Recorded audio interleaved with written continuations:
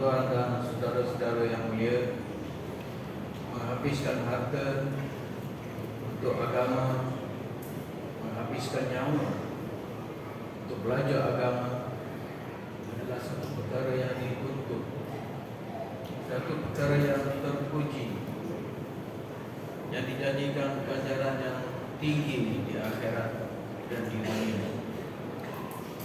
Menghabiskan harta, menghabiskan nyawa untuk belajar dan sebarkan agama adalah di sisi Nabi sallallahu alaihi wasallam menduduki tempat yang tertinggi.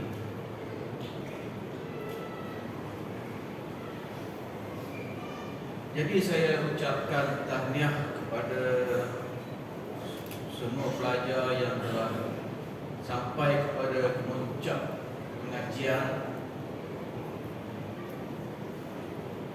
dapat berada dalam majlis akhir pengajian Bukhari. Ini adalah merupakan puncak kejayaan sebagai seorang pelajar, dan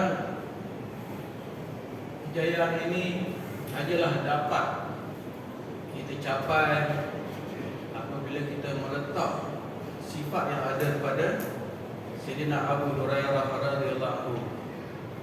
Bagaimana beliau begitu gigih belajar agama, mendampingi baginda Rasulullah sallallahu alaihi wasallam sehingga dapat meriwayatkan 5,000 lebih hadis.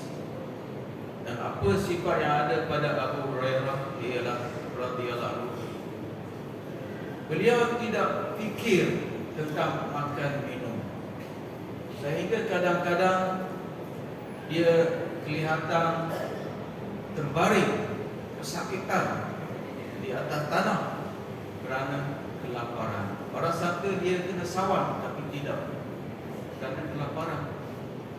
Tidak ada masa untuk fikir makan minum, tentang pakaian, dan juga tentang tempat tinggal. Dan masa gemilang madrasah penghujung ini ialah 40 tahun dahulu.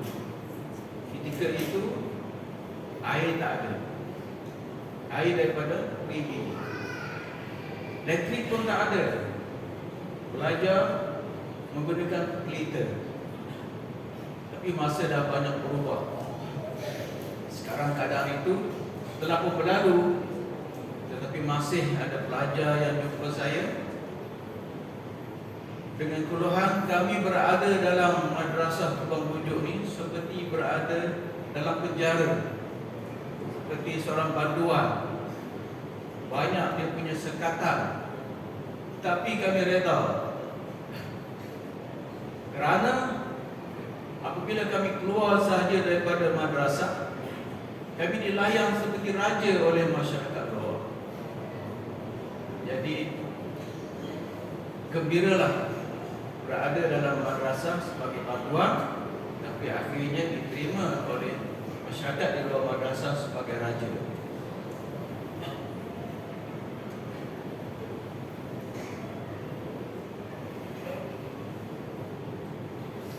Dan adalah menjadi impian semua pengusaha madrasah dan penyebar agama supaya menjadi kenyataan di Malaysia setiap keluarga ada paling kurang satu orang alim, satu orang hafiz.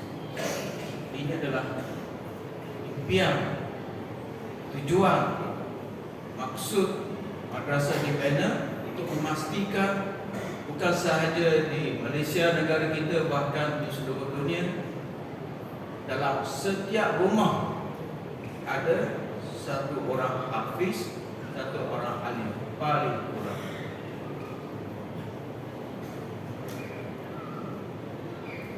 Dan untuk ke arah itu telah pun dibuat satu tertib di mana jemaah-jemaah yang nak keluar ke jalan Allah perlu ada paling kurang satu hafiz ataupun alim dalam jemaah tersebut. Dan akhirnya selepas pelajar-pelajar dah sampai kepada pemuncak pengajian dia, mereka akan keluar 1 tahun untuk mendapat kesempurnaan dalam pengajian dia dan untuk mendapat istiqamah dalam ilmu dia, dalam amal dia, dan akhirnya mengajar di mana-mana madrasah untuk melahirkan lebih banyak para alim, hafiz dan dai. Jadi sekali lagi saya mengucapkan tahniah kepada pelajar-pelajar yang telah sampai kepada pemuncak pengajian mereka, pada ibu bapa yang melahirkan mereka, dan kepada semua yang terlibat untuk menjayakan sehingga mereka dapat mencapai puncak kejayaan yang kita lihat pada hari ini. Jadi saya sudahilah dengan wabillahi taufiq wal hidayah. Wassalamualaikum warahmatullahi wabarakatuh. Saya tambah lagi 1 minit ya. Buka balik. Dah tutup dah. Buka balik. Kerana saya rasa benda ini penting. Ada bekas Perdana Menteri kita lah. Orang tanya dia, kenapa Tuan pilih untuk jadi doktor? Dia kata, kerana doktor, orang dengar cakap doktor. Saya pilih untuk jadi doktor kerana orang dengar cakap doktor. Tapi orang dengar cakap doktor kerana untuk hidup di atas dunia sahaja. Tapi seorang alim, orang dengar cakap dia kerana untuk hidup selama-lamanya bahagia di akhirat.